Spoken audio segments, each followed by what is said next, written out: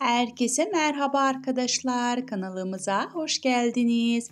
Ünlü oyuncu Güpse Özay bir sergide verdiği repertuarda kızı Can Asya ile ilgili açıklamalarda bulundu. Barış Arduç'la olan evliliğinden adından söz ettiren Güpse Özay, kızı Can Asya'nın kendisinden ve eşinden hangi özelliklerini almasını istediği yönünde sorulan sorulara cevap verdi. Ünlü oyuncu Özay benim çalışkanlığımı alsın, merakımı alsın, müziğimi alsın, hayal gücümü alsın, babasından her şeyini alsın cevabını verdi.